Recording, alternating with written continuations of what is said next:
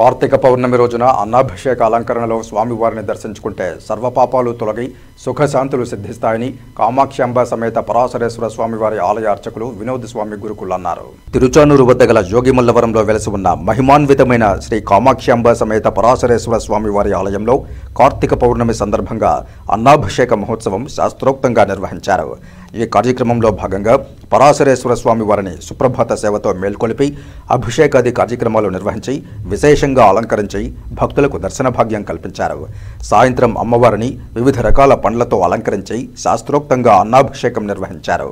అలాగే కార్తీక పౌర్ణమి సందర్భంగా ఆలయ ఆవరణలో భక్తులు కుటుంబ సమేతంగా పెద్ద ఎత్తున వివిధ రకాల దీపాలతో స్వామివారికి దీపారాధన చేసి నైవేద్యాలు సమర్పించి తమ మొక్కులు తీర్చుకున్నారు. ఈ సందర్భంగా వినోద్ స్వామి గురుకులు మాట్లాడుతూ ప్రతి సంవత్సరం కార్తీక పౌర్ణమి సందర్భంగా అన్నాభిషేకం నిర్వహించడం ఆనవాయితీగా వస్తోందని తెలిపారు. కార్తీక మాసాన్ని పురస్కరించుకుని ప్రతి సోమవారం రుద్రాభిషేకం నిర్వహిస్తున్నామని అన్నారు. భక్తులందరూ కార్తీక మాసంలో స్వామి అమ్మవార్లను దర్శించుకోవాలని విజ్ఞప్తి చేశారు. భక్తులకు ఎటువంటి ఇబ్బందులు లేకుండా దర్శన ఏర్పాట్లను ఆలయ ఈవో మునిశేఖర్ పర్యవేక్షించారు.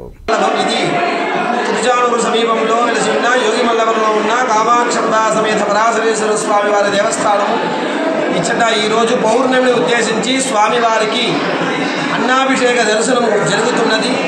ఇది ప్రతి సంవత్సరం కూడా పౌర్ణమిని ఉద్దేశించి జరుగుతా ఆనవాయితీ.